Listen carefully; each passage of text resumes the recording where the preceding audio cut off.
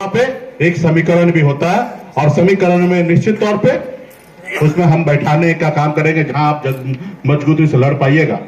तो एक समीकरण हुआ। चौथा है संसाधन, पांचवा है संसाधन। भाई गाड़ी में पेट्रोल लगता है, पानी नहीं लगता है, तो अगर कहीं जाना है तो पेट्रोल डालना पड़ेगा। और पेट्रोल जब जाइएगा किसी पंप पे, हमारे धीरू भाई के पास भी पेट्रोल पंप है, तो आपके पहचान है तो जैसा फ्री में भर दे। लेकिन अगर दूसरे का कोई गाड़ी आए तो बगैर पैसा लिए तेल नहीं भरेंगे। और गलती से तेल भर दिए, अब बोलेगा सर पैसा नहीं है, बोले गाड़ी साइड में लगाओ। सही ना? तो यही है। तो आपके पास संसाधन बेसिक होना चाहिए। संसाधन कम रहेगा चलेगा, लेकिन तैयारी बहुत ज्यादा होना चाहिए। या तैयारी नहीं है तो संसाधन बहुत लेकर आ जाइए, 10-20 करोड़ 50 करोड़ रुपया बांट दीजिए तो चुनाव जीत जाइएगा। पैसा बहुत है तो, और पैसा नहीं है तो कम पैसे में भी चुनाव होगा। जो भारत सरकार का चुनाव आयोग का गाइडलाइन है, उतना पैसा में भी आप चुनाव जीत सकते हैं, उससे कम में भी जीत सकते हैं। लेकिन संघर्षशील व्यक्ति आप रहिएगा तब चुनाव जीत सकते हैं। हमारे मांगल इंसान जी थे, निषाद समाज का ही बेटा था।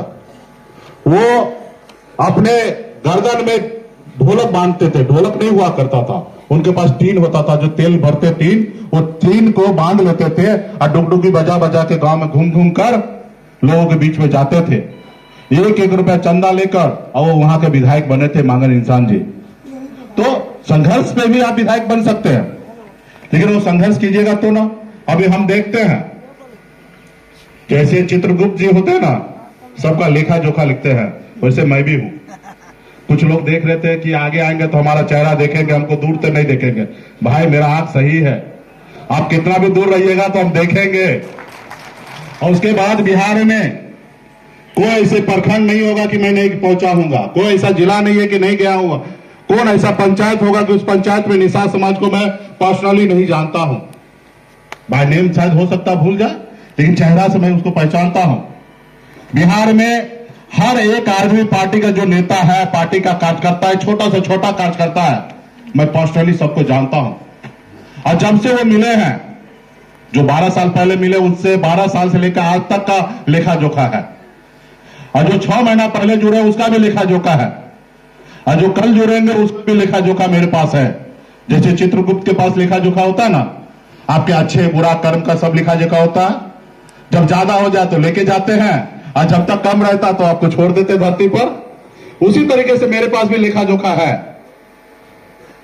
तो कभी कभी आपका स्कोर ऊपर जाता है, अच्छाई का स्कोर ऊपर जाता है, कभी कभी ऊपर जा रहे हैं आपको घमंड हो जाता है, और फिर मुकेश सहनी का बात नहीं मानते, 4 गो नेता को गाली दे देते, 4 गो नेता को आपस में लड़वाते हैं, पार्टी में गुटबाजी करने लगते हैं। तो आपका क्या होता है, मेरे नजरों में फिर वो नीचे गिरने लगता है।